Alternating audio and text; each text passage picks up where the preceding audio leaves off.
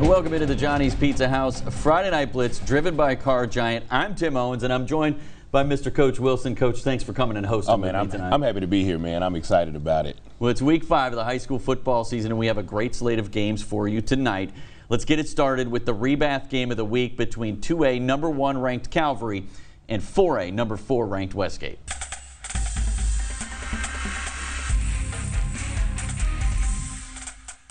Landon Sylvia, the Calvary defense, giving up just 16.5 points per game, taking on Westgate.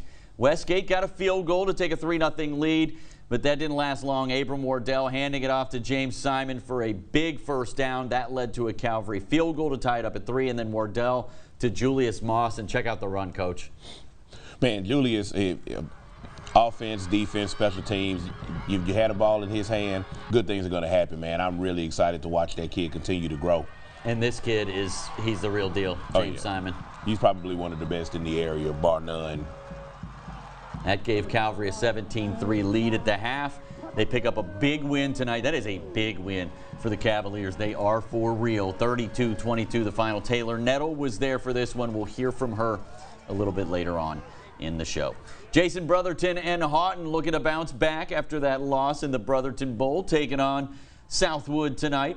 This is Taylor Weathersby in at quarterback. He gets the snap, he rolls left, and he connects with Jamarian Montgomery in the end zone. Houghton kind of starting to get things going a little bit, it seems like. Yeah, they got it going. You know, regardless of the outcome of last week, you know, they're moving in the right direction. And once you get in the district, anything can happen. So, you know, as long as they keep working, and, you know, sometimes the schedule works out in your favor, you know, like a night like tonight, you know, where you can get a bounce-back win against a young Southwood team, you know, that's trying to do things right under Coach Green. Coach Green, look, I saw Southwood early in the season, and I know they haven't picked up a win yet, but it seems like he's got that team disciplined, and they want to play, and they're hungry. Well, it's leadership, and, you know, I've worked for Mike Green, and he's one of my closest friends, and, you know, when you bring leadership and structure into a program where it may not have had it, you know, and when the kids buy in, you really start to see things change, and it might not reflect on the scoreboard right now, but if they stick with it and the kids believe in it and buy in, things are going to start changing on Walker Road, and I think the people are going to be really excited about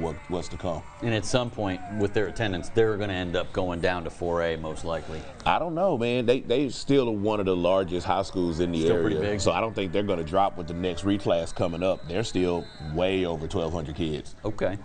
Well, Houghton wins that one 46-28.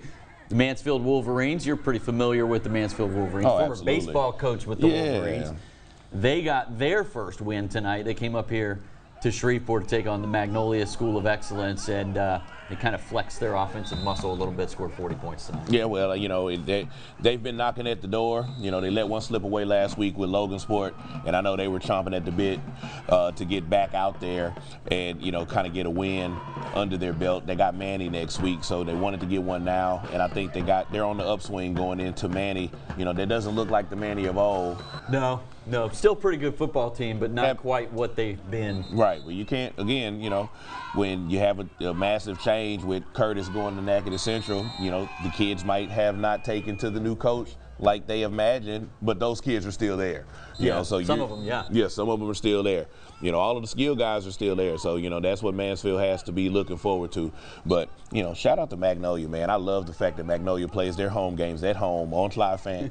And, you know, look, I know it's. Just got to get that scoreboard fixed, gotta man. look. They fooled me last week when I was pulling in. I thought they were winning when I pulled in. Yep. Or 2 weeks ago. All right, let's move on. We're going to go over to Texas and coach this Carthage team. Like, I tell you what, I've been to a lot of places. I grew up Ohio high school football. Right. I grew up going to Massillon games, which is, they have a 21,000 seat stadium. This was my first time in Carthage's stadium for a Carthage home game. And there was probably 7 or 8, maybe 9,000, 10,000 people there. It was packed, Rocking. and the atmosphere was amazing. And I would love to see some of that over here on this side of the state line. Consistent winning, consistent coaching staff.